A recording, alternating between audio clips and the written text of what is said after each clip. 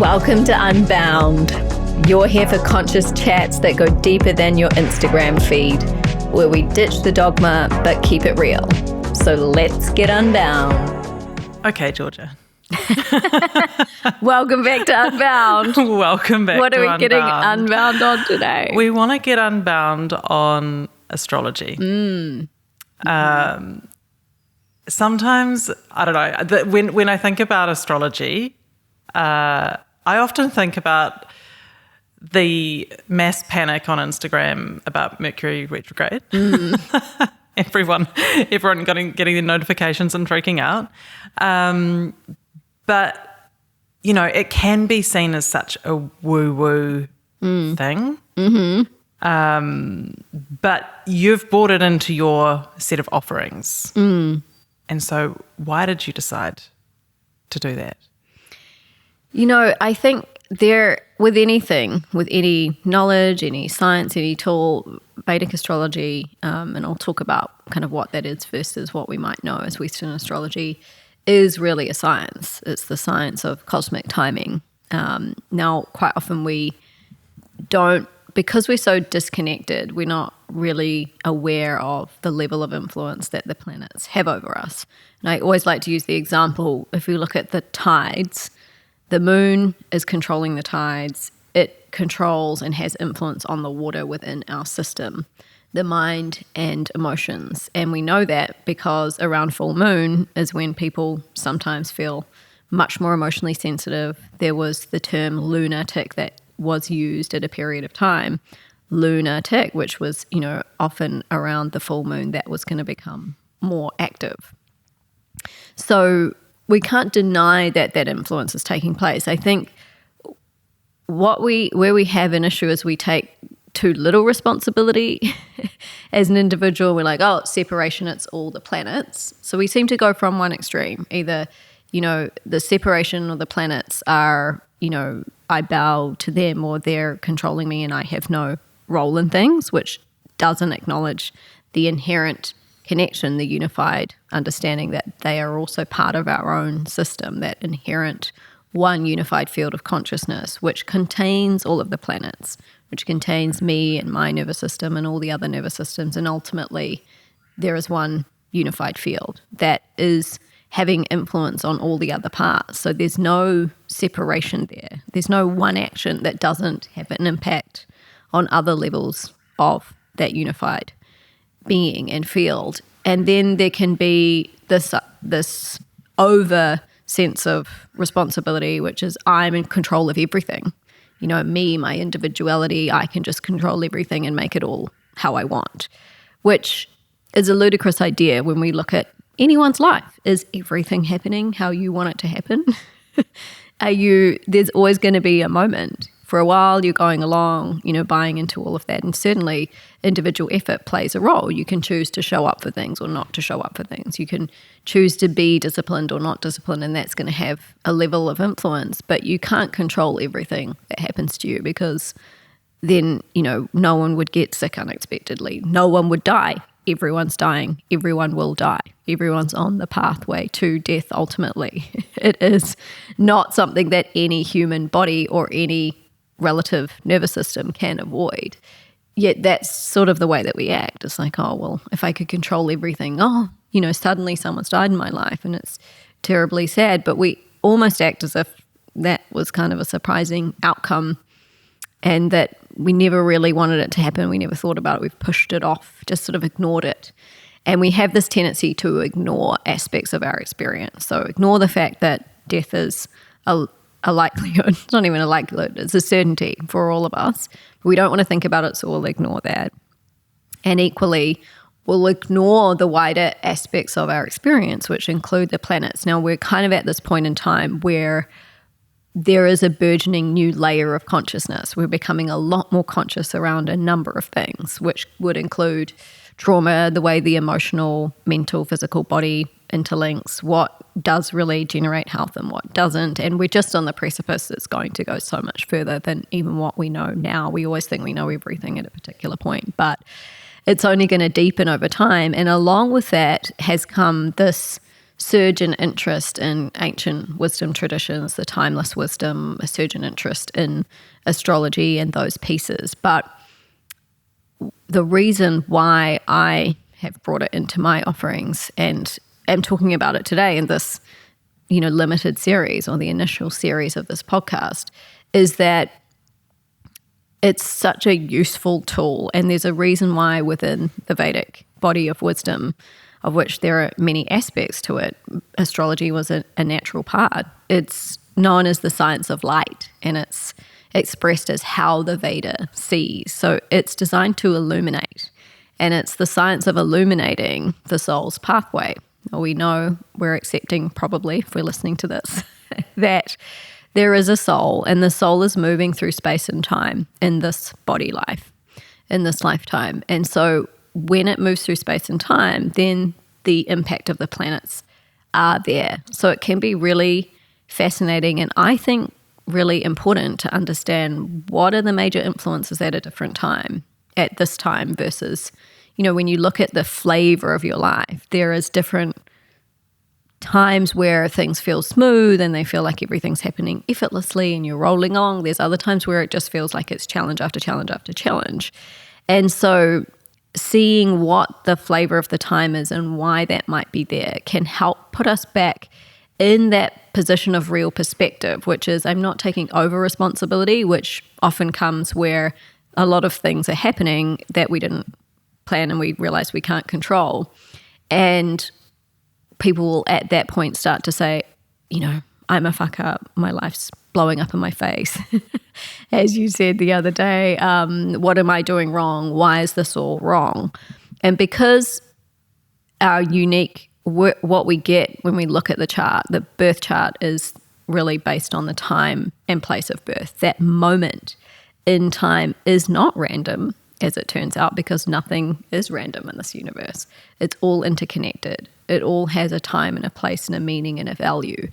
And that gives us a snapshot of all the planetary influences that were set up in a particular way. Why were you born at that time, not 5 minutes earlier, 5 minutes later? Why weren't you born on your due date? You're born 2 days later, a week later, 6 weeks earlier. There's such a range. We still can't accurately predict when a child will be born. So the Vedic view is that, and the understanding of this science is that the soul is lining up for a birth time. Why are we conceiving at that time and not in another time? Again, conception. We have very limited control over that with all of the science that we have. We can't, eat all the right things, do all the right things, plan around ovulation, and then why aren't we just getting pregnant at that first ovulation? It almost never happens. And if it does, that's surprising too. And so what the understanding is that soul is lining up. It's getting conceived at a particular point in time to line up for a particular birth time, which is then going to give a flavor to that soul's life. Because if we think about a soul's coming into with a certain set of gifts and skills and abilities and something that it wants to express into the world, certain karmic lessons that it's going to need. My lessons are different to your lessons. They've played out in wildly different ways. We might have some similarities and lots of differences, just like anyone else. So this is the science of what is determining that. Now, ultimately, if we go further back, it's actually the karma that is really the lessons that we haven't yet learned over the history of different lifetimes. The people the souls that we have contracts with, there's unfinished business there. We need to align to be able to complete that business with a particular set of souls in the next lifetime, which we've touched upon in previous episodes. And it is quite useful with this podcast, I'll just say, to listen in order at least for these first foundational episodes. So jump back onto that after this if you're like, wait, it was the relationships episode. Yes, thank you. Relationships. If you're like, wait, I want to know more about that, dive back to relationships and how those karmic connections can play out. But the karma is the ultimate source, which is being driven by your soul's choices and capacity and willingness for growth over time. Then the planets aren't really to blame, which is, we're talking about Mercury retrograde and blaming the planets, which is again that separation, putting it outside of ourselves, not taking enough responsibility, but sort of having an inherent idea that there must be some relationship there. The planets are the administrators of that karma, but each planet has a different flavor to it. So if you need to learn a lot of discipline and are going to learn best through challenge, then a lot of Jupiter isn't going to help you do that. So that's why a certain set of planetary arrangement is going to be beneficial for the soul throughout time and space. Why? I haven't even answered your question yet, but I feel like I had to bring in for it to a come lot around. of pieces. As you know with me, I take you on a loop, tell you a whole few other things, and then finally answer things. You'll get used to it. The reason why, for me, it's been really supportive, and I was kind of blown away in my first Jyotish. Jyotish is the name for Vedic astrology, which means the science of light. So the science of illuminating. It should bring light. It shouldn't bring darkness. It shouldn't bring fear. If it's doing that, then it's either not being delivered in the right way, it's not being received in the right way. So it was amazing to me that there was this predetermined path of me becoming a spiritual teacher if I was going to show up for that. So we'll talk about, how the energy and the potentialities play out and what determines that. But that had been there since the moment of my birth, and yet for most of my life that was just wildly off the cards, and no one would have said things were. When did you find that out? Like, at what point did you have I was already a teacher. You were already a teacher, so it wasn't like that was in some way influencing your decision. No, it wasn't. And the astrologer that I saw at the time, the Jyotishi, he didn't know I was a teacher, and he was saying, all of these things about. And I was like, I'm a teacher of Vedic meditation, right? And he's like, oh no, I didn't know that, but well, that aligns. You're right on everything. track. Yeah. So there was that. There were pieces around how much energy there was in the chart for the likelihood of a divorce. And as a Jyotishi myself, I'm not going to say to you, you're likely to get divorced if the energy is there, because it may express in different ways. But I also was told at a point in time, they said, oh, are you single, married, divorced, where are you at? And I'm like, oh, I'm divorced. And they're like, oh, good. Well, we've got that out of the way. And I was like, what? And he said, well, you've got 4 out of 5 of the factors that would indicate that was likely. I mean, it was very strong energy in my chart.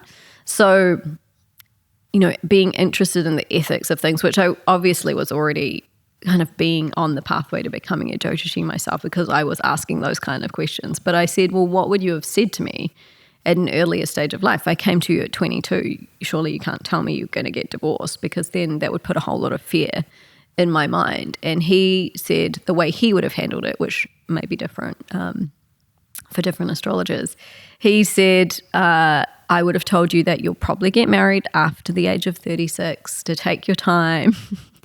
And you wouldn't have listened anyway, because the karma was so strong that it was in all likelihood going to play out that way. There's also the timing of the relevance of you receiving your reading. So I wasn't destined to hear that knowledge earlier. We really only come to it when we have the deserving power to receive that very deep wisdom about our soul's pathway, the spiritual maturity to receive it.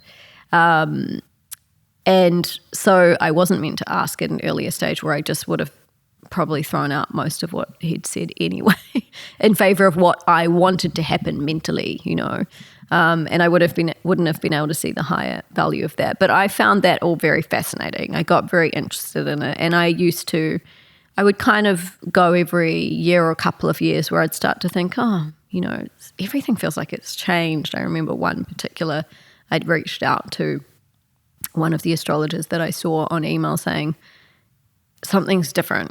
I don't know what it is. So we might also be tuning into the flavor of things has changed.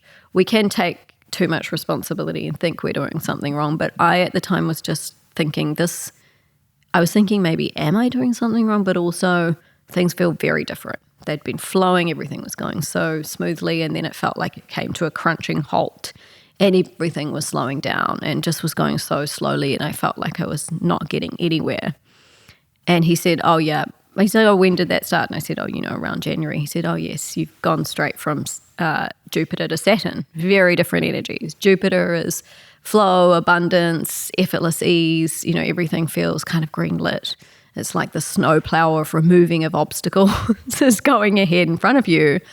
And then Saturn is much slower, and it's about getting mature, getting clear, being considered, showing up with discipline, and things will happen very slowly, but they will also have an energy of standing the test of time where they're relevant. So that just helped me to adjust to that, because when you're on that cusp of energetic shift, sometimes you can spend time, you can waste time being lost in the why me, poor me, what's going wrong, and sort of mentally trying to figure out what I need to do, rather than having that understanding. And I feel like that's a huge missing piece for people. I feel that it's important for everyone to know what dasha they're in. And the dasha is the major period of planetary influence. So how that gets determined is at the time of your birth. You're born into one particular planet having dominance based on the placement of the moon at the time of birth, which is just really speaks to the importance of the moon, the mind and emotions, the inner world being so important. And that triggers then a cascade. Each planet has a period of influence that it dominates for. So moon is 10 years, sun is 6 years, Mars is 7 years, Saturn is 19 years. So different periods of time. This system isn't in the Western astrology system, so it's kind of been lost as it's moved further west, but this is almost one of the most important pieces in terms of my experience, the most valuable, useful pieces, because if you're in moon dominant period, the actions that will be aligned, the way that you feel, the way that you'll need to respond will be entirely different to a sun dominant period. So if we think about the sun is fire. It's dynamism, it's energy, clarity, discipline. You'll be charging forward. You'll have more confidence. And in a world that values hyperproductivity, the sun, you'll be getting a lot done. And that may seem very, useful to you or very favorable. And again, there'll be some challenges based on where the sun is potentially along with that, but the overall energy is going to have that flavor. Then you drop into moon. Now you've been charging ahead for 6 years in sun. Suddenly you go into moon. Moon, receptive, very nurturing, feminine energy, wanting to heal, wanting to nurture, wanting to enjoy life, that romantic flavor of the moon, and much more sensitive. The sun is, light. It just shines forth and moves forth.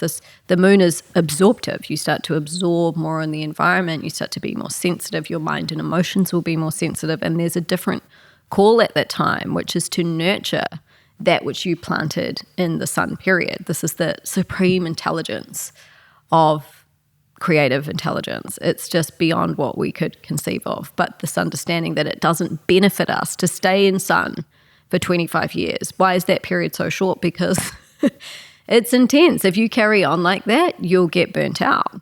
And when people don't understand the flavor of the energy, they start to over-identify. So it becomes, I am sun, I am dynamic, I am clear, I am this, I charge forward all the time. Then that shifts and you start to think, I've lost it.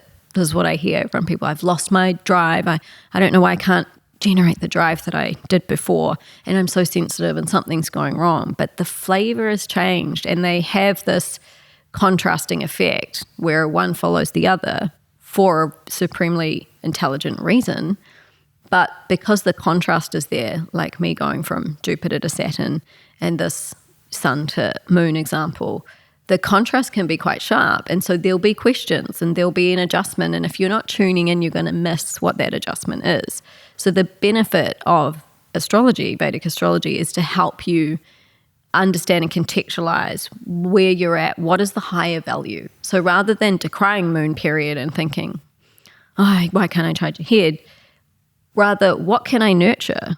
What healing can I do? Okay, I'm more sensitive. How can I balance more? The way I won't need as much balance in sun. Maybe in sun I needed to slow down a little bit. In moon I need to nurture more and to create time and pay attention to what's being healed and support more practices that support my mind and emotions. So we can just align so much more quickly, then we waste less time. We spend less time suffering and confusion. And then we can pay attention to those subtle signals that were there oh, actually I am feeling to nurture, I am feeling, but I was resisting it because I thought I needed to be more like I was in Sun. And so the value of that is really profound. So I want to sort of, for people who are just trying to get their heads around all of this, like as sort of a sequence of events. And I know that this is a very human way to think about things. Yeah, but say break it down. Let's break it down. Say there's a soul wants to have another life. They're swimming around in the ocean of consciousness, and they know that they have some lessons that they need to learn. And so, like, what are they choosing? Like, how does that process work of, I'm going to become that person with those attributes in that place? Or what, yes, how does it work? It's more in a sense that timing is aligning for them, this call to now come back into the body and have another set of experiences. And it's not a linear process like when we're in the body mentally thinking about it. Oh, I'll checklist and, here's a list of options and no to this and no to that. It's just this sense of the cosmic forces are arranging and that soul will be just drawn in that direction. It can't align with a life that isn't set up karmically for it, because then it just, that is nature's intelligence, the way that process gets arranged. So it's not, we're thinking about it from a embodied individual human level rather than spontaneous creative intelligence organizing all of that, because it's not something that you can't understand karma from the level of the mind. I think this is it's unfathomable. Yeah. So it's not like, oh, here's how you align with this particular karmic set of circumstances. And it's not to say that being born in a extremely wealthy family where everything's easy is the best pathway either. Let's say if that would be what you think you would choose, because sometimes we have the most growth and the most expansion through challenge. So we'll choose a pathway of challenge in order to grow and expand spiritually. There's a story in the Vedas of a master called Ashtavakra. Ashta means 8 and Vakra means deformities. So he had essentially all of his limbs were at right angles. He used to pull himself along the floor by his chin, and he was a great spiritual master that many people wanted to come and listen to his wisdom. And at one point the question came from one of his students, why did you choose this body, like you're asking now? Why would we choose that if we're choosing coming in? And he said on the soul level, and again, he could remember some of this because he was going to be asked this question, and the relevance was there from a teaching and evolutionary perspective for him to have some memory of past life experience. He said, in my past life, I was a prince and I had a great time, really good time, but I didn't really evolve anywhere. And I got to the end of that life and realized that I'd, mucked around, kind of like someone who fails high school and they were just getting drunk and partying and having fun. They never showed up for school and didn't learn anything. And then they went, with maturity, perhaps that wasn't the best choice. And now I have to go back and repeat school again. So there's the sense of at the end of that lifetime where we come out of all the bondage of the body and all the limitations that it has. We can see more clearly, some of these things were actually for my higher purpose and I missed the boat on that. And there's a sense of just innate knowingness in that moment. The stress drops away as the body drops and what's left is the pure soul, the pure jiva. So he said, I realized I just missed the boat and I missed my whole opportunity to expand into the greatest state of bliss and presence and what my soul was really here to do. And so I arranged the next lifetime, that body, I'm not going to get distracted in that body because there's only going to be one way to go, which is within. So that story really illustrates some of the mechanics, but we don't want to go too far out into that because you can't think your way through it. Rather, let's land in where we are here now in this body and in this lifetime.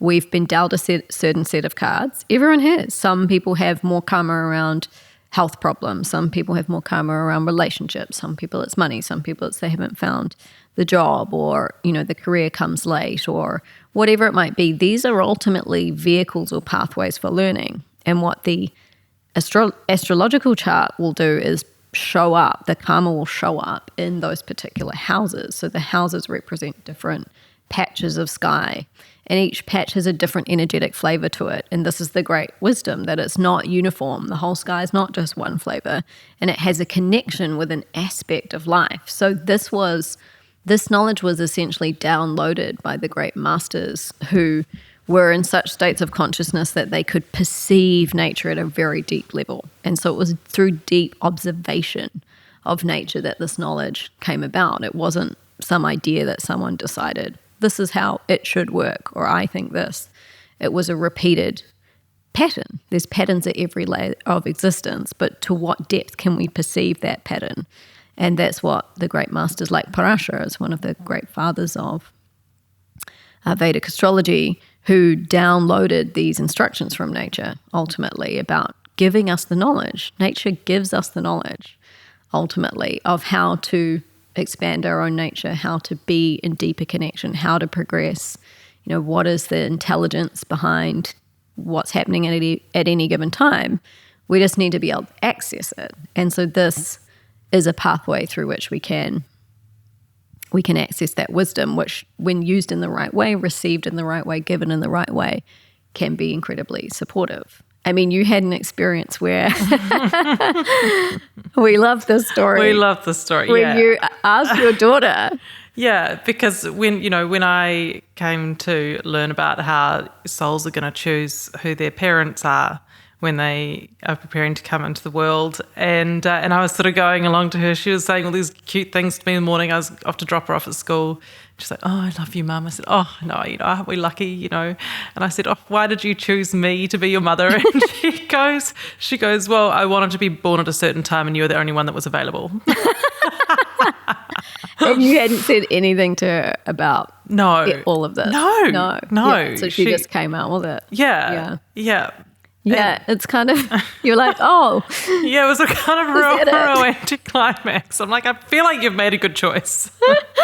And her chart reflects that, which is she had, such a certain lineup where things are relatively smooth for her. She's just a bright button of lots of optimism and joy. And she, really, she has this understanding within her own soul pathway that she's going to run the show. It doesn't matter kind of what the environment is. She's going to dominate the environment. So she 100%. Wasn't so concerned, which again points to her kind of cosmic credit rating, her punya, to be able to have that sort of lineup where she's not at this phase where she's needing to progress so deeply through a lot of lessons. She's here to do something else. Yeah, so I was just there, available at the right moment for what she wanted to do. But she is, when we looked at her chart, and I don't know if you want to speak to some of the things that are in that might align with this, but when she was born and we were in the hospital, she didn't cry. She'd wake up and her eyes would sort of move around the room, although a newborn baby can't see anything, and she'd just smile, like she just had this like, oh, I'm here, look, I'm out there. And I was like, is this okay? What is going on with this baby? But she's been like that since the beginning. Yeah, she has strong Jupiter. The Jupiter's exalted in the chart, so that is really the reason for that. And Jupiter represents and is expressive of a flavor of joy and optimism and, brightness and a sense of just happy to be here. And that's because it's exalted. It means the energy is very strong. So she has that flavor of just, she will be able to remove all of her own obstacles, which she very much does. Yeah, she does. She does. Never really need to be worried about Frankie. She seems to have it all under control. Yeah, doesn't like to be controlled though. She has to be. She likes to make her own choices. Yeah, absolutely. So what counts at the moment of your birth? Like, in terms of who you're being born to, where you're being born, what time you're being born. The date, time, and place is determining what is the planetary picture at that particular moment. That's the moment of your manifestation. So when you're conceived, the why we don't take the time of conception is because conception is ultimately leading to birth time, to being actually born. Whilst the baby's inside the mother's body, the mother is the one receiving the planetary influence. So the baby really only starts to be exposed to that, to its own unique level of planetary influence from the moment of birth. So those of you that are yet to have children and want to record your very accurate birth time for that baby, it's when the baby's body fully exits the mother's body, and that's the moment of birth, and then that has a particular setup of planetary influence in the sky, which is going to continue to impact the soul's journey throughout space and time. So that's the moment, that's the setup, and then certain aspects of the chart will get highlighted at different points in time. Or that energy is always there, it's always going to have that flavor, but sometimes, for example, when you're in the moon dasha, the moon period of planetary influence, or you're in the sun dasha, where the sun is, what it's aspecting, all of those elements, where the sun is impacting the chart, they're all going to be, the light switch on there. So they're very active at that time. Then when it swaps into your moon dasha, where the moon is, what's aspecting the moon, and the house the moon's in, all of that is going to start to become active. So what this points to is this real opportunity to go through and elevate and grow and expand in each of these areas of life, each of these areas. So it's not just only the first and second house, or the only you and your, childhood and your speech and your income is going to be relevant for the whole of life. It's going to, over time, and again, that's determined by what's relevant for that soul's journey. Will they have sun period at 6 to 12 years, or will they have sun period at 50 to 56 years, is determined by the birth time. And when will that energy be most relevant to arrive along the timeline, which is also very fascinating. So, when you're in that moon period, different aspects are going to be activated. And over time, we get this opportunity to refine all these different areas of our experience. So we get this opportunity, if we're too sometimes low value sun, can be a bit arrogant. We can be a bit self-involved, a bit selfish. Sun is the king of the planetary pantheon after all. So if that's there during sun period, that's going to show up more. And what that is an opportunity for us to see that's there on the low value. We can move between, the planets have a spectrum, a very divine value at the top level, and the low value where the energy's a bit confused and we haven't accessed the high value. So we can move through the spectrum. We can slide up and down the spectrum ourselves, but also progressively over time, we're being called to access the higher and higher and higher value. So that's why as we mature and we get older, we're starting to be less self-involved than we were in our 20s, because we've had the time to elevate through these different energies and influences. And this is happening regardless of whether you believe in astrology. You don't need to believe in anything, regardless of whether you look at what your astrological cosmic blueprint is or have any knowledge of it. It's going to happen anyway. It's just how much awareness do we have of that, and how can we align with it and move a little bit faster and smooth things over, really. So that's why the energy shifts. It gives us this opportunity to elevate and to really come into our highest potential. And our highest potential through the lens of the chart is to access the highest value of each and every placement. And that is that of each and every planet and each and every placement area of life that it's, expressive of and relating to within the context of your chart, which is the map of your soul's journey. So, for me, I went into a Mars dominant period straight after finishing teacher training. I finished teacher training in April, becoming a Vedic meditation teacher. And I went into Mars dasha in October of that year. I didn't know this at the time. I heard about it years later. But I had so much Mars as a charge ahead energy. It's fiery, it's a very red planet. It's the commander of the army in the planetary pantheon.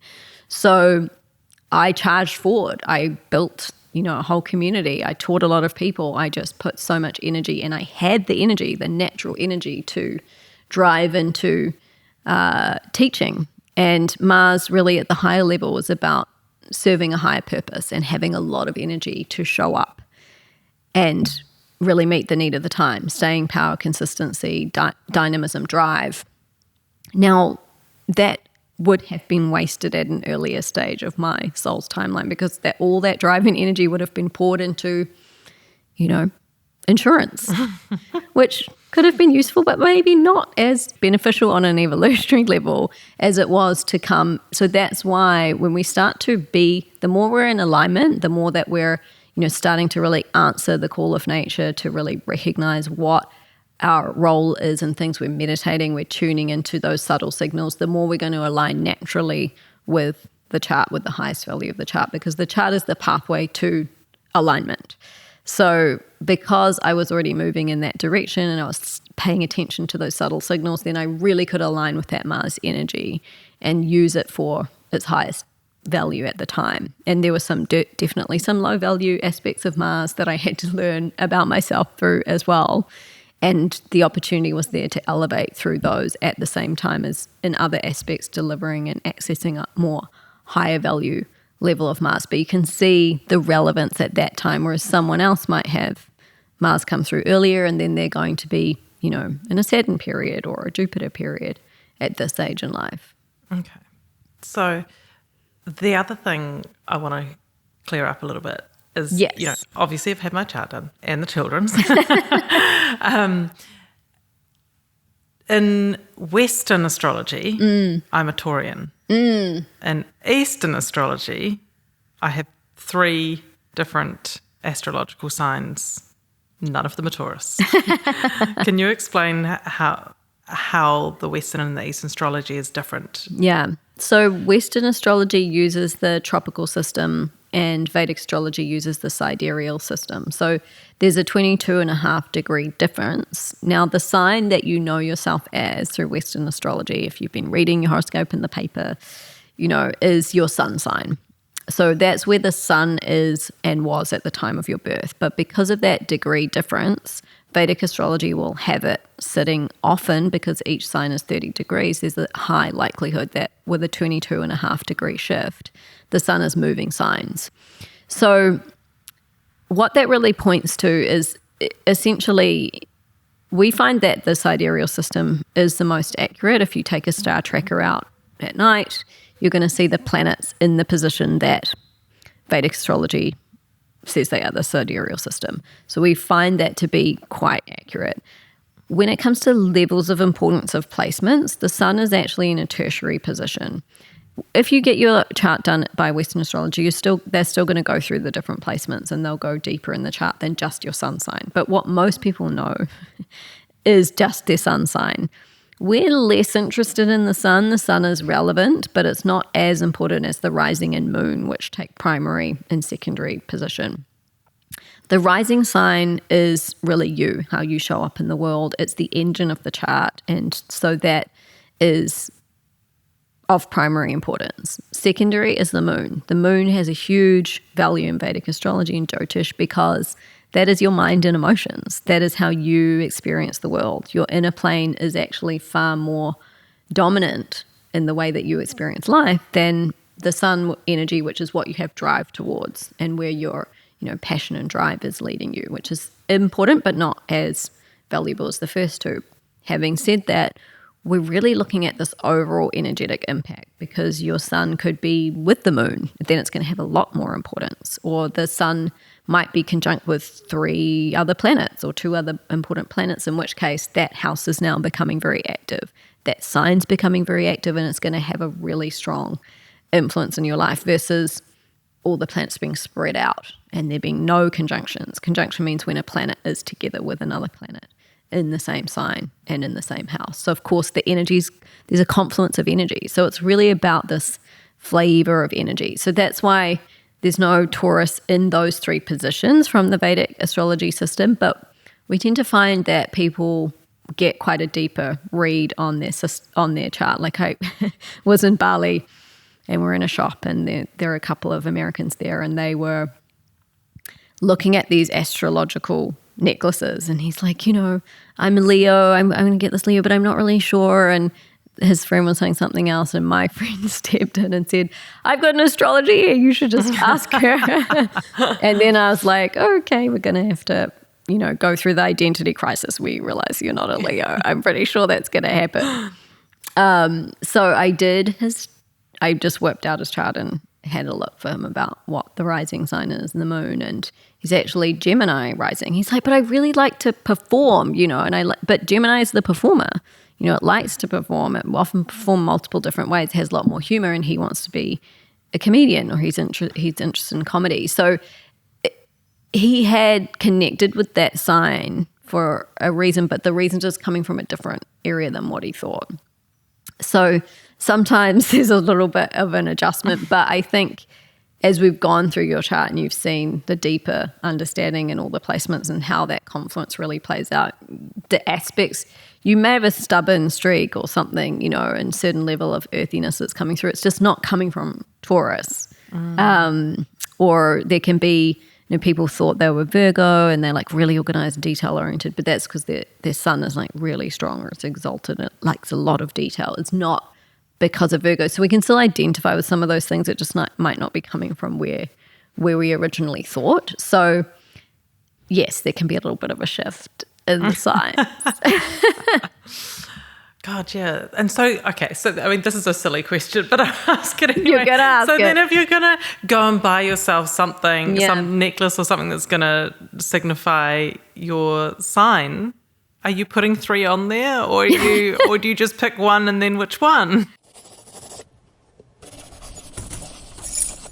If you're looking to go deeper in life and find a tool for greater regulation, I'd highly recommend learning Vedic meditation, which is the foundational practice I've relied on since 2016 and teach full time.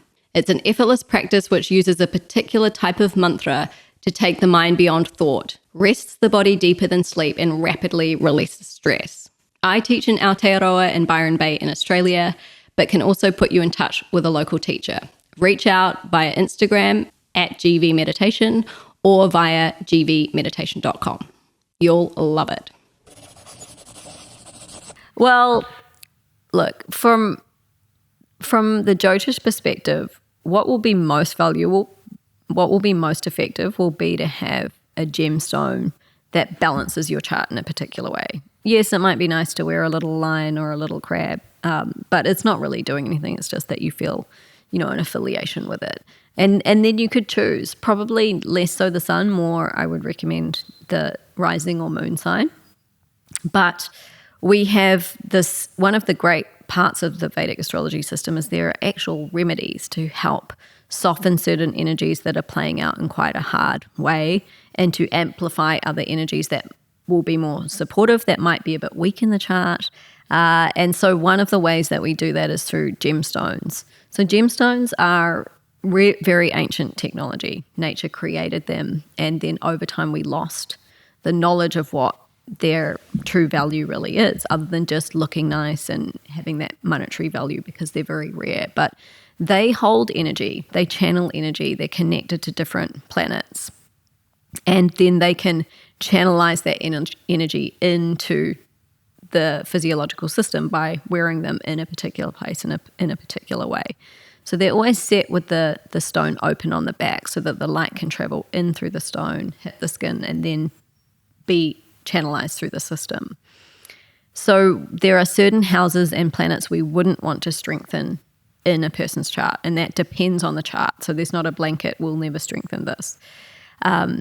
Mars is an energy that's very strong, it's very dominant. We're unlikely to strengthen that unless it's weak in the chart and it also owns a very important house. So there are 3 Dharma houses, house 1, 5, and 9, that are the houses that are really supportive, they're creative, they are to do with what you create in the world, you as an individual, your overall nervous system, and flow, luck, the house of fortune it's called, but also, spiritual lineage.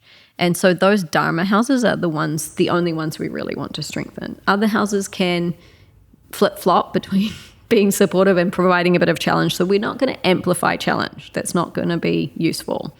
So we will want to strengthen those houses, and based on which planets are strongest, which need a little bit more support, and which is the most relevant. So for Gemini and Virgo rising, they are ruled by Mercury, and Mercury is associated with emerald. Emerald channelizes that Mercury energy in.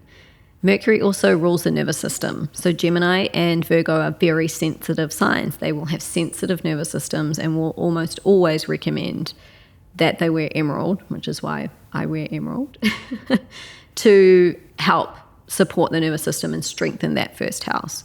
So I would rather, someone wore a stone that's actually giving them genuine benefit than if we're wanting to wear a lovely little crab or, a lion, then that's just for aesthetic purposes. But there's something deeper that we can do. So the gemstones are very useful in that way. And they also look beautiful. And they also hold their value over time. But they'll be set in a specific way. They'll be recommended personally based on your chart. I would recommend seeing a Jyotishi because we don't want to make errors around that and be, recommending a stone that's going to cause additional challenge. And they'll be worn on a particular finger that corresponds to the planets. So there is parts of our bodies that correspond to all different aspects of nature. So that inherent wisdom is there. I mean, kings and queens would wear a crown and they'd have a nice big stone on the crown chakra. It's right sitting there on that energy center, whether they had that understanding or not. But it seems a little bit too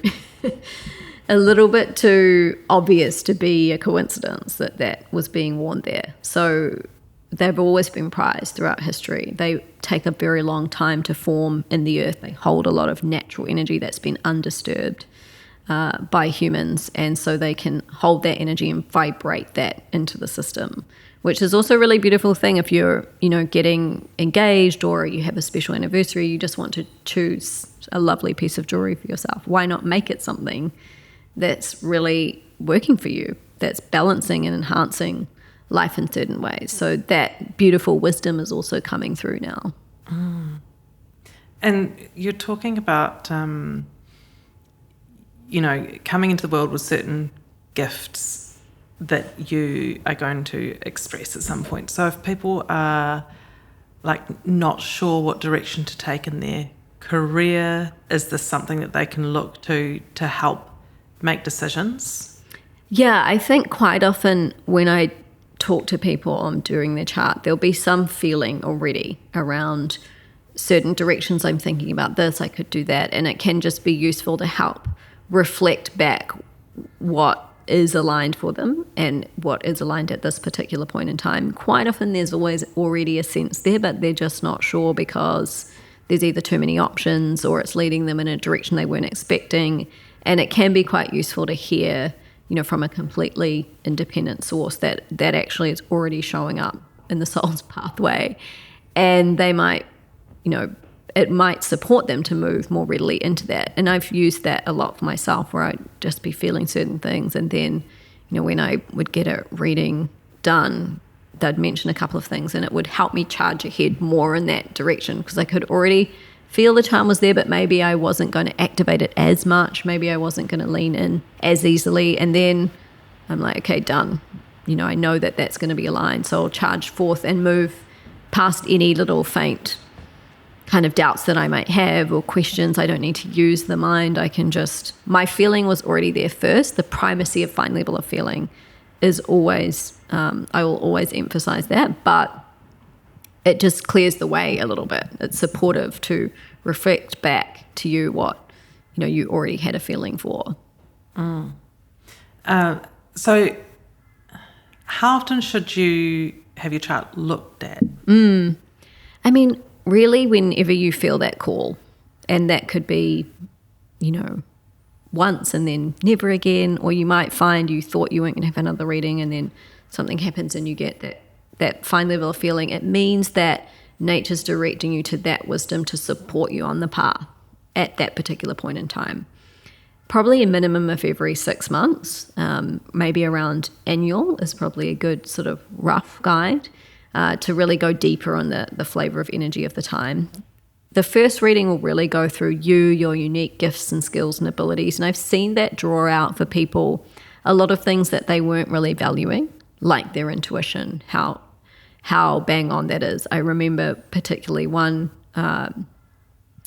one person I read for who had undervalued that for her because the rest of her family are very intellectual, and she felt a little bit insecure around that. They know so much, they have so many, insights on different topics, and she's operating entirely from a different level, very intuitive, and just knows things and has a deep inner knowing and a strong connection to that. But she'd really discounted it because of, again, comparison around what others were doing, and that was sort of favored more in the household. And it was really healing for her to hear that, so that she could really access her own innate gifts and skills and abilities, which offers something entirely different. So we'll go through that in the first reading, and then that just kind of sets the whole thing up. And also, of course, the dashas, the periods of planetary influence and any major transits that are going on. And then as we go forward, we've been through all of that, so we're more likely to be tapping in deeper into the specific energy of the time and what's changing and what might be aligned and when and all those pieces. I am feeling particularly called after this conversation to just check in on my dashas.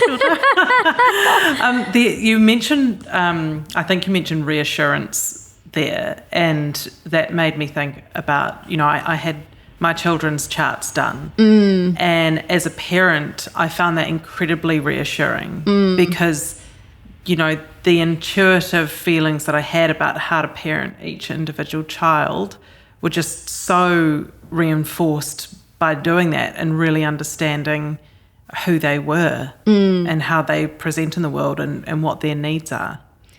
Yeah, and I think that often I've heard from parents, it's usually the mother that I'm seeing for an astrology reading for their child, is that they had a felt sense to do something different with that child that either went different from what they'd parented, the way in which they were parenting the other child, or different to what even society's saying, or whatever parenting book or methodology that they've read. And they'll often, because as women we have so much more of a tendency to doubt ourselves, intuition has not been valued, that linear knowledge, and so someone else is giving linear knowledge in some other setting, and when our intuition goes against that, it can be quite challenging to push forward with it. And you might also have a partner who doesn't agree with what your intuition is saying, so it can be really, really beautiful and really supportive to hear, again, I have no idea what your intuition is telling you, but if it's me that's reading the chart, or your Jyotishi, what they're seeing is what is the need of the time for that child. And you are probably already tapping into that, but you just might be doubting it. And then it might take you further. Like I know with your son, we identified a few things, and that opened up this beautiful conversation with him where you learned so much more about him and have then been able to support him in an entirely different way. Yeah, and understand him more and not judge him for some of the things that he needed. Like I think we can give an example here about his nervous system is incredibly sensitive. Like we knew that already, but then to the degree that was shown in his chart, it was just, I want to say off the charts. It was off the chart, and so then that led me into a conversation with him about and he's 12 at the moment. About what he felt he needed to recharge, because when he's at school there's so much stimulus there, it's actually really overloading him.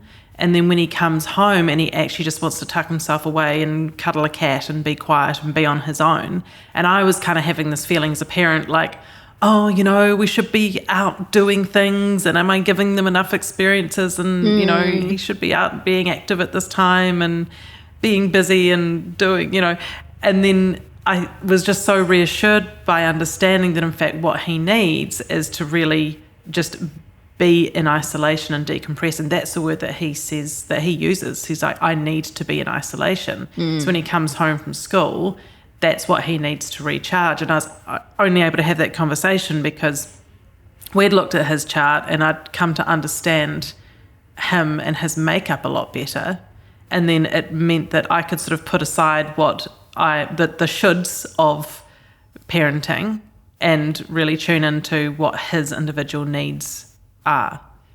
And I think when there's a couple of children, it's what I really love about astrology is you see this unique energetic signature, and you see how every soul is so different. and what they've come to express and the way they're going to do it and the timeline is so unique and individual. And I think when we get born into a family, we do this ourselves by comparing to a sibling and thinking I should be more like them, or I wish I was more like them, or I hate that they're like that, whatever it might be. And as a parent, I would imagine that also comes through where we sort of get into a mode with parenting, doing this, and this is the kind of parent I am, and these are my children, they're genetically mine in most cases, or nature versus nurture, both of those things are there. But this really shows the unique individual expression of each soul. And so you really get this insight into just because they were born into one family doesn't make them the same. It still applies. Unique individual soul happens to be born there, different set of karma, different set of skills and abilities, different set of needs, different set of sensitivities and weaknesses and all of those things. And that can also be quite enlightening as a parent to just remind you, oh, right, yes, you already know that, but it gives you this other layer of confirmation, validation, and insight into, we were able to draw a few things out for your son as well, of like what his trajectory is. And so over time, when he starts to show interest in some of those things, you'll naturally encourage it more, and it'll come back to you, oh yes, that's right. That was on his pathway. And they might be unexpected things, not things that you necessarily are interested in or your other daughter's interested in, but are unique to him. That's right. Okay, cool. So you mentioned before transits. And I know Saturn can get a bit of a bad rap, and sometimes people can feel a wee bit like afraid of Saturn and the effect that it might have in the chart, and what's happening in your life at that time. Can you talk a little bit about transits, major transits, and Saturn in particular? Saturn, Shani. Saturn, everything in nature has a purpose and a value. Yet generally something that's going to make us grow more and feels more uncomfortable because of that growth and expansion is the one we're going to avoid the most, right? Now, Jupiter sounds all good. I can hear you all thinking, oh, when's my Jupiter period? That lovely energy of just go forward, and things seem to be, expanding and growing, and things feel a little bit more effortless at that time. But we're not going to grow so much, mature, really get the lessons in that time either. So, Jupiter is one of the great teachers of the planetary pantheon, and then Saturn is also a great teacher, and they're different flavors of teacher. Jupiter's like the happy grandfatherly teacher that's always nice and kind of lets you off your homework, and then we get Saturn, Shani, and he's like the hard taskmaster, the kung fu master that just doesn't let up on you, but at the end of your training with him, you're an absolute master. So we might look at the grandfatherly teacher and think, well, that would be better or preferable. And certainly only having the hard taskmaster for all of life, probably a bit much. But also, we're really going to gain mastery through that period. So we come out of a period that has been dominated by Saturn, and we're going to have just spiritually evolved at the rate of knots if we've aligned with that energy. Of course, we can resist it, decry it, get into a lot of victim mode, and not really be able to harness those lessons, because it takes a lot of maturity to align with Saturn to really see what he's offering, what that energy, what that flavor is offering you. For anyone who is on a spiritual path, who's a bit more spiritually evolved, we're going to be able to find any period favorable, because we're in the practice of surrendering, in the practice of aligning, in the practice of knowing nature's organizing something for our highest good.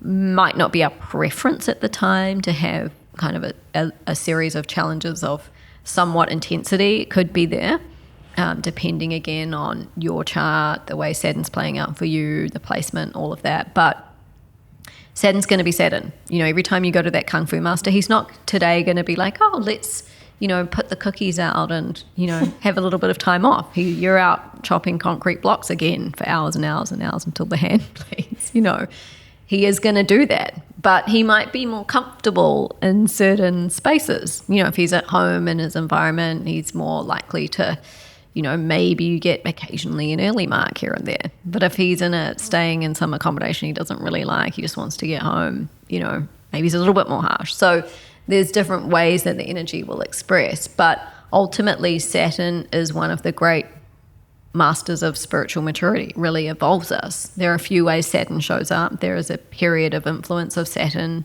a dasha, which is 19 years, and that's obviously the energy's a bit more spread out. It's not concentrated. It's a long time for Kung Fu Master. For Kung Fu Master, but that is aligning for you at that particular time where your soul wants that level of maturity and expansion. And things that get planted in Saturn stand the test of time. It has an energy of commitment, of discipline. So it's great energy for, starting relationship and having it last, for starting some project or business and having it stand the test of time. It's always going to be in that time. The call is always going to be that things will go a little bit more slowly. There'll be things that you're maturing about, learning. But that is, when we talk about the dashas, we have the major planetary period of influence. So say that's Saturn, or Shani as he's known in the Sanskrit. Then there's going to be the next layer down, which is each planet is moving through on the second layer of influence for a couple of years or a year and a half, depending on the planet.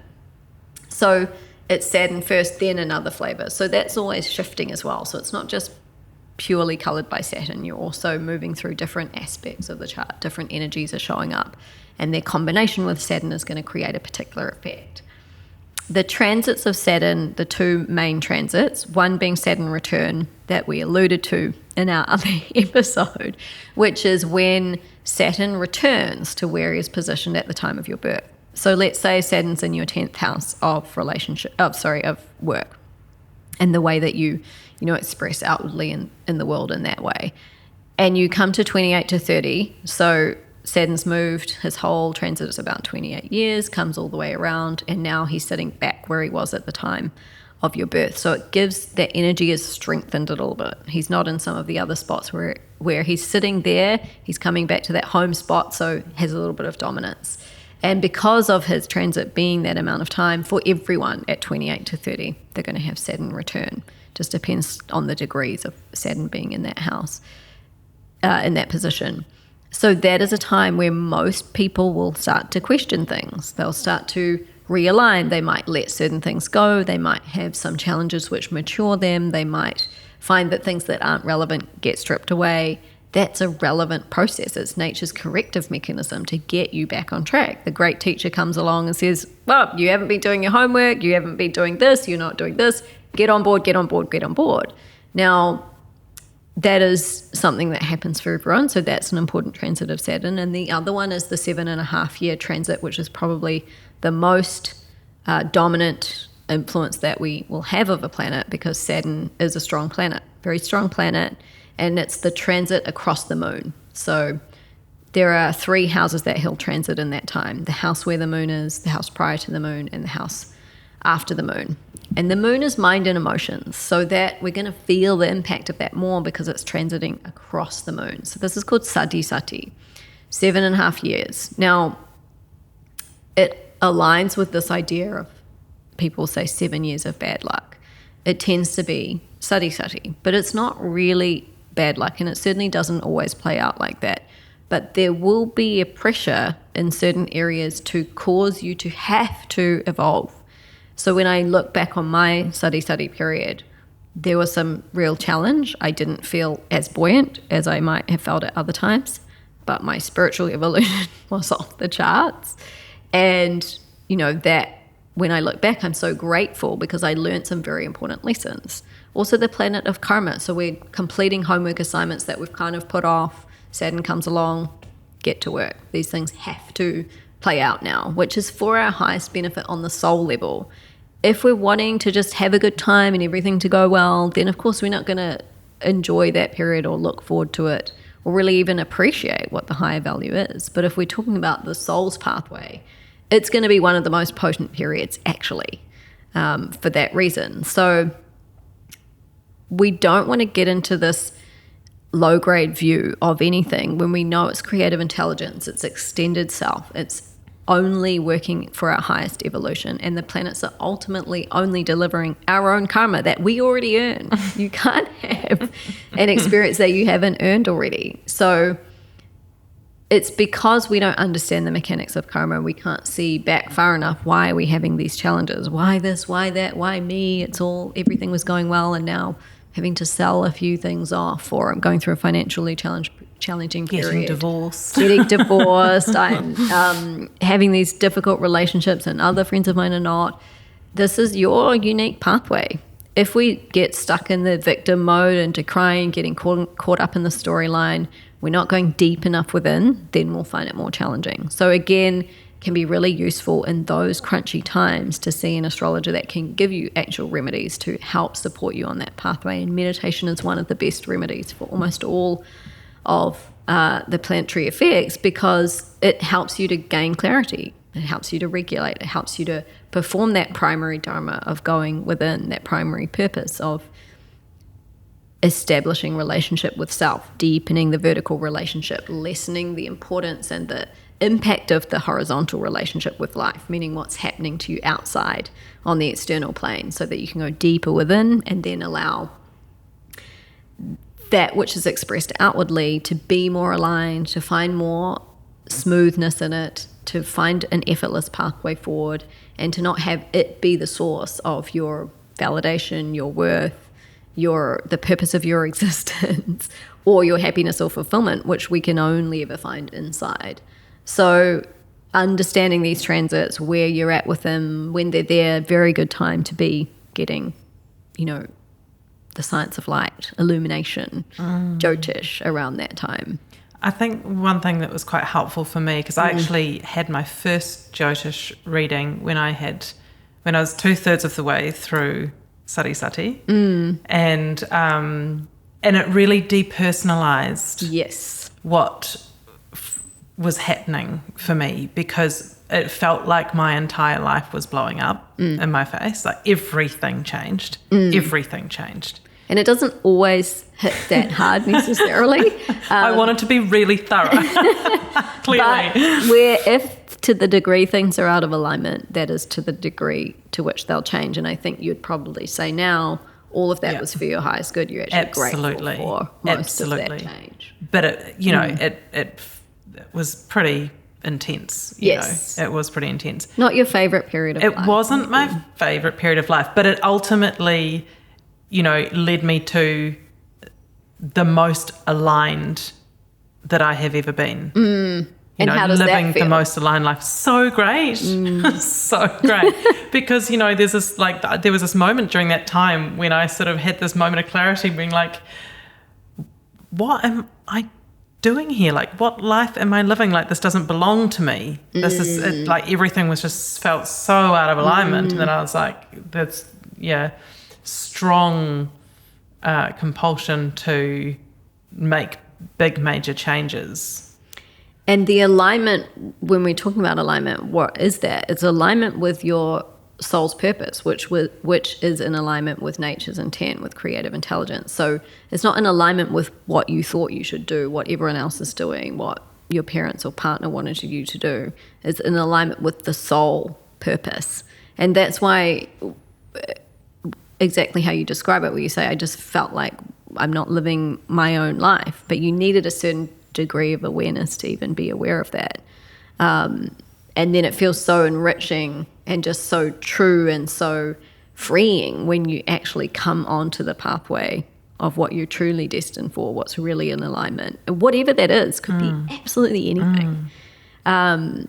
So it is enriching. It just comes through challenge. But also one of the useful things is knowing when it will be over. So sometimes we can, if we think that flavor is going to go on forever, which is what a story the mind often tells, which is, this is my life now, it's going to be like this forever. And we start to identify with a particular energy, as I mentioned earlier. So we can identify with the energy of Saturn, which had some challenge to it, and maybe we felt a bit low or flat or inert at certain points, and we can carry that forward. So having the timeline explained to you by a Jyotishi is really relevant, because you can see you were told you were 2/3 through, so you're like, oh, okay, 2.5 years to go. That does feel like an eternity, but also things are going to shift.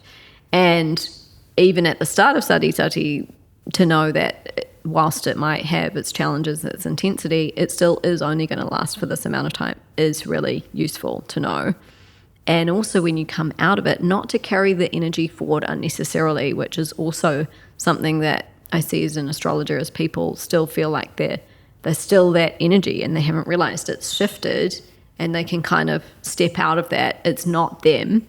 Likewise, I've talked to a lot of people who had a particular planetary effect which can create a bit of anxiety and tends to magnify fears, which is called Rahu. And Rahu is, so in the Vedic system we use the 9 planets. We use the 7 planets that you would know, the luminaries, the sun, the moon, then Mars, Venus, Jupiter, Mercury, and Saturn. And then we have the 2 shadow planets, Rahu and Ketu, which is sometimes called the north node, north and south node.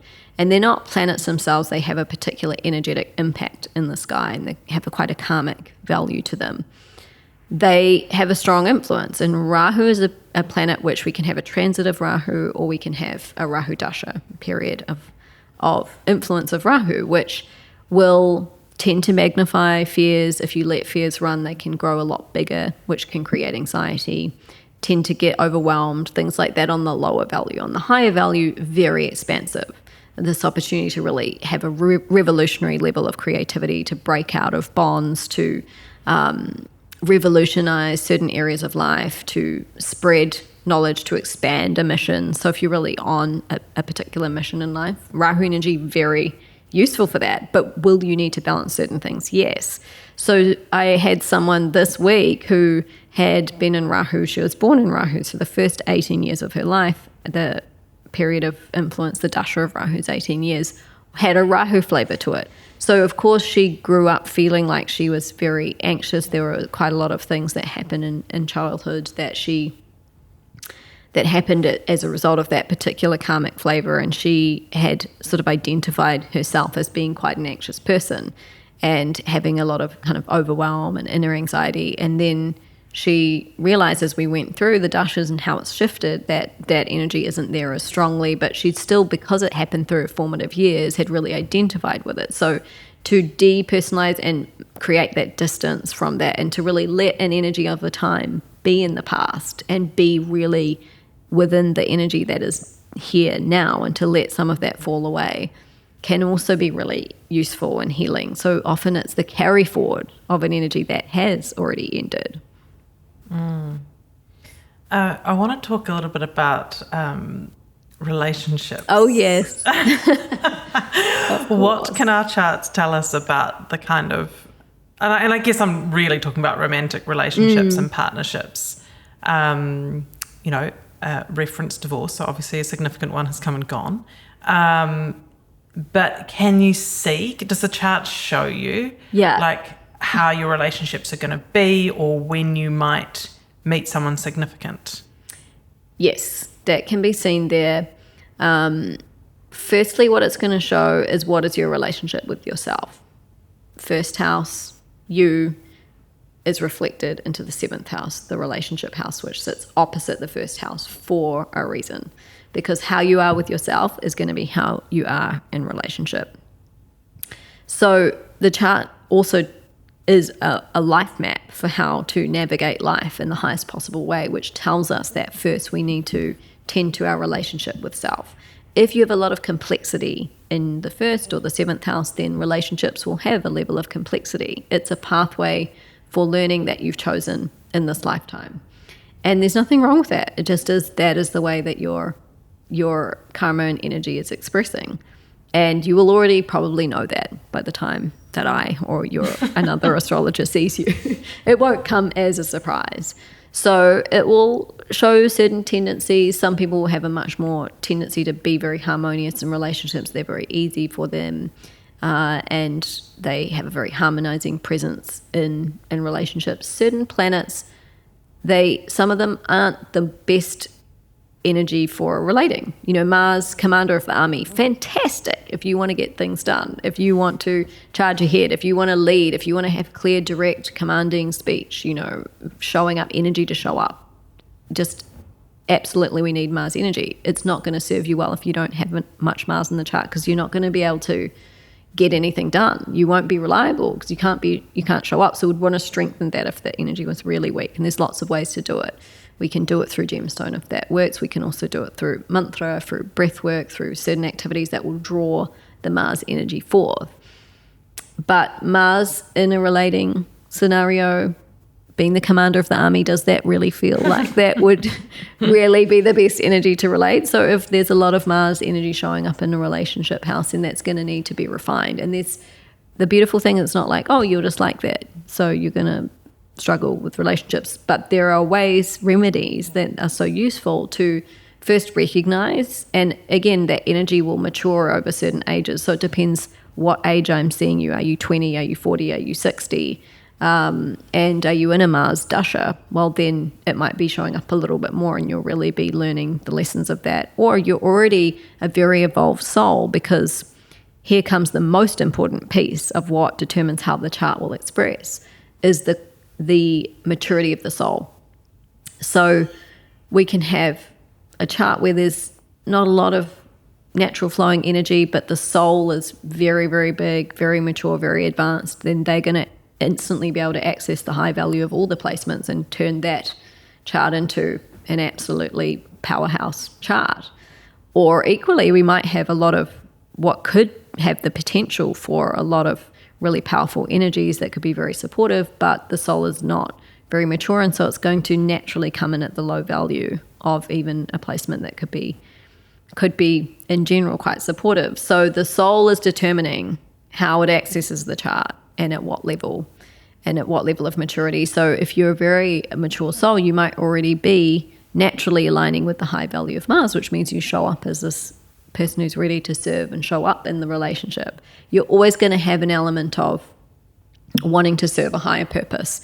And so a partnership where both of you do that together is probably going to be more aligned. Or you may spend more time alone because your higher purpose is actually around serving the higher purpose and isn't really relevant around primarily relating. So sometimes if people are single and there's that energy there, we can have a conversation about that, which can also help them see why their pathways seems unconventional.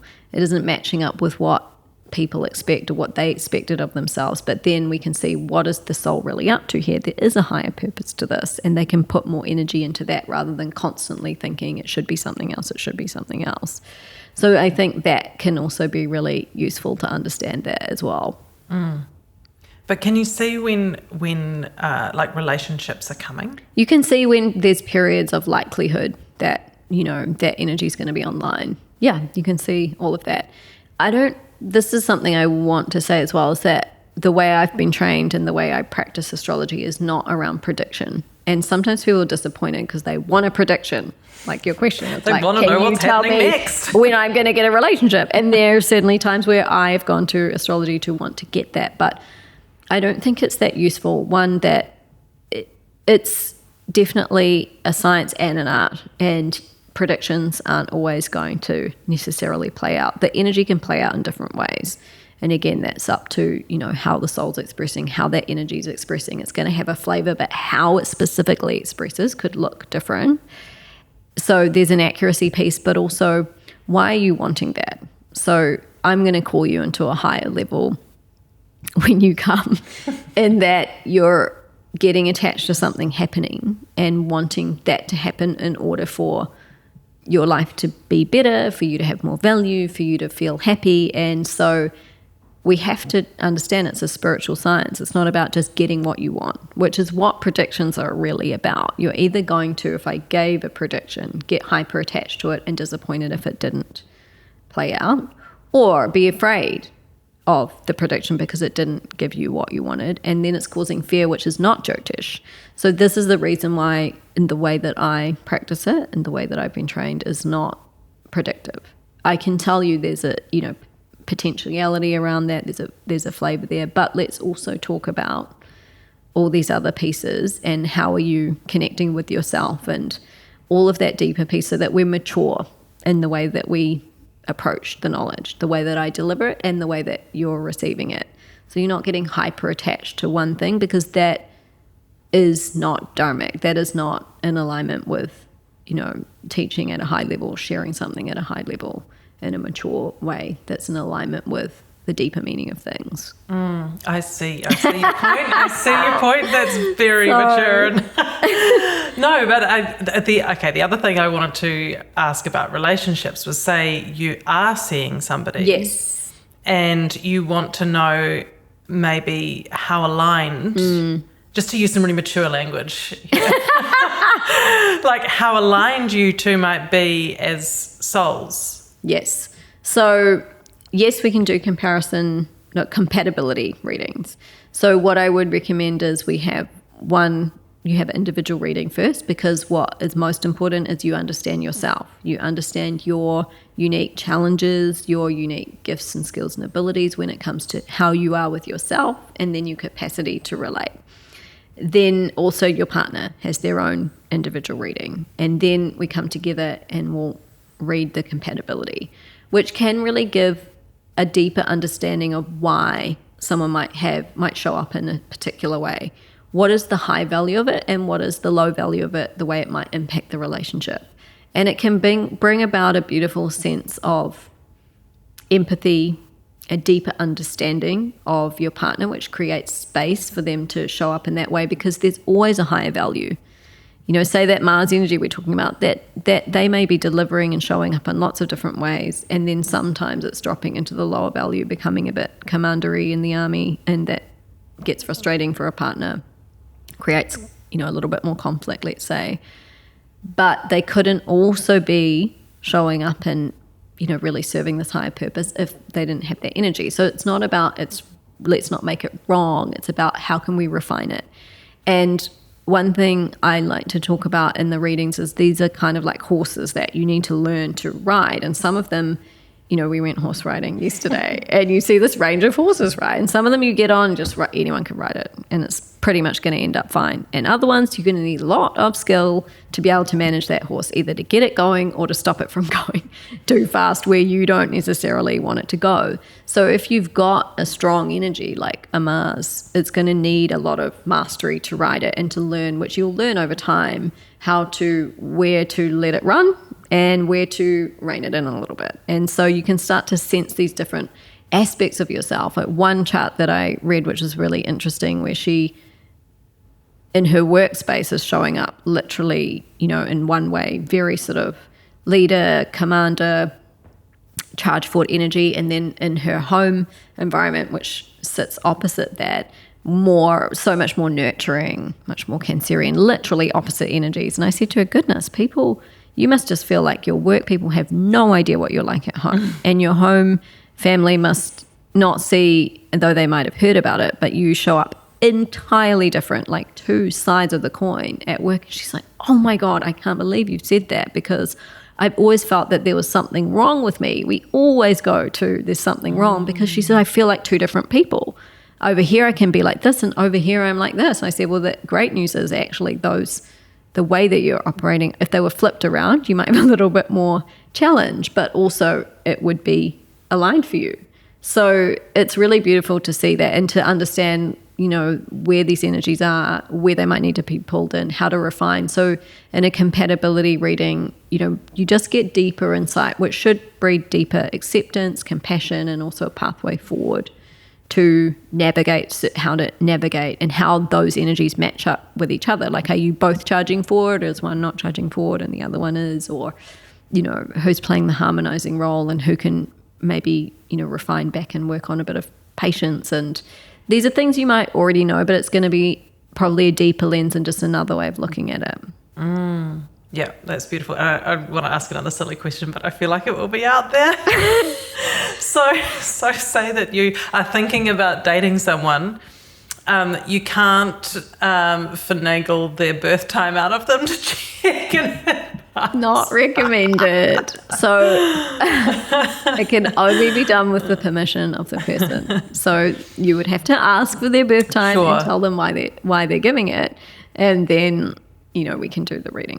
If they give permission, you can look into the chart without them there, but really it's probably better for them to have their own reading and for you to maybe inspire that within them by sharing how it's been valuable for you, and then they can share what they want with you. And sometimes they may share the entire recording so that you can listen and really get a deeper insight into them. It can be a really beautiful experience if there's enough, trust and actual relationship there to do it. I'm glad we cleared that up. Yeah. Great. what else have we not covered? I think we've done a pretty good job That's of pretty diving thorough. deep. Yeah. I mean, I really wanted to talk about this because I think there's so many perceptions around astrology that, you know, it either doesn't mean anything or it can get too dogmatic and stuck into it. And again, it just depends on the way the astrologer is delivering it and the way that they've been trained and the way that the person's receiving it. But when it's done in a high grade way, it's just such a useful tool to understand some of these deeper aspects that can be really supportive. So, I feel like we got unbound on Vedic astrology. We're unbound on astrology. Amazing. Thank you so much, Georgia. Thanks for being here and sharing all your insights. We're going to go and look at my chart again now. Should we go look at it? Yes, we are. Thanks for getting unbound with us today. We'd so appreciate it if you could take a moment to leave us a review and to share this episode with anyone who you think could benefit. It helps us to keep these conscious conversations flowing. Don't forget to subscribe so you don't miss an episode. See you next week.